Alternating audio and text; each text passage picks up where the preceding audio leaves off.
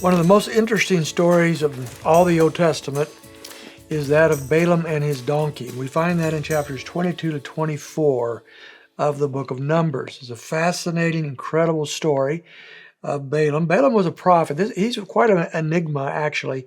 Balak, who is the king of Moab, sees Israel coming through the land, and they're wiping out different nations. Og and Sihon, we saw that yesterday. And he's very fearful. He believes that Israel is going to wipe them out. So he knows he can't defeat them militarily. Others have tried and failed. But he knows of a prophet. His name is Balaam. And he's a man whose prophecies almost always come true. And Balaam's quite an enigma because he does have some kind of connection with Yahweh, the true God.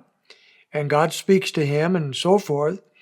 And yet we know when all the dust is settled, that Balaam is not the man we thought he was. He is not a true prophet of God.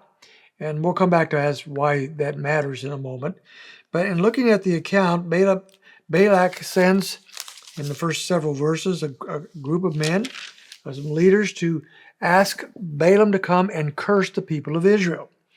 And so they come and do that. And he says, well, I'm going to have to find out if the Lord will allow me to do that or not. I can't do what the Lord will not let me do. So the Lord says you can't go. So Balaam accepts that at first. Then another contingency comes in chapter 22, verses 12 on down. And this contingency offers more money for him to come. So Balaam says, well, let me double check with God. So he goes back, he checks with God, and God gave him permission to go. He says, verse 20, rise up and go with them. And so Balaam decides he would go with them. But there's something missing in the translation here, at least in our interpretation of what's going on. God is obviously not pleased with Balaam, even though he gave him permission to go. Maybe he simply is allowing him to do what he wants to do, even though he's already told him already not to go. But at any rate, he takes off. And at verse 22, God is angry with him. Verse 23, God had just sent in verse 22 an angel of the Lord, which is almost certainly the Lord himself, the pre-incarnate appearance of Jesus Christ. And he's going to come and he's going to kill Balaam. But the donkey, verse 23, saw the angel of the Lord and he turned off to the side. And Balaam kept trying. Balaam couldn't see the angel of the Lord, but he kept trying to get his donkey back on the road. Finally, she pressed his foot, verse 25, against a wall, and he struck her again. She lay down on him in verse 27, and he was so angry he started beating the donkey. And that's when an incredible thing happens. For only the second time in all of biblical history, an animal speaks with a man's voice.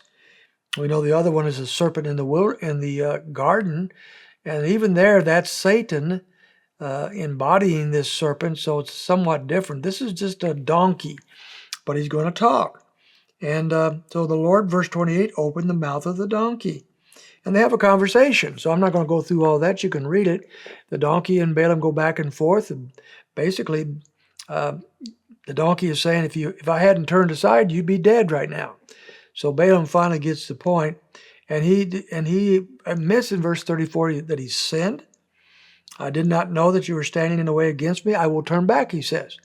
But now the Lord does say to him, but go with these men, but you will speak only the word which I will tell you.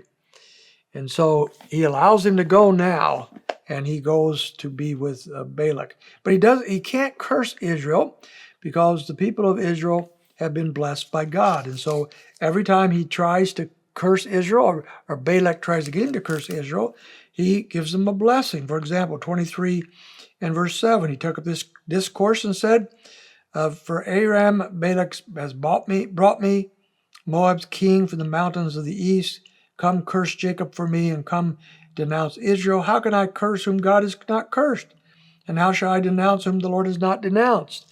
And so he ends up 3 different times speaking in this manner and actually blessing the people of Israel. And of course that made Balak very, very angry at him. Finally, Balaam goes home. He cannot curse the people of Israel. We see that in chapter 24. And he leaves and he goes home, and Balak is unable to get the people cursed. But we're not done with the story yet. We do find in verse 25 of chapter 24, he departs and goes home, but there's something yet to be done, something that he's going to do that earns him a sinister title in the scriptures. We'll see what that is tomorrow.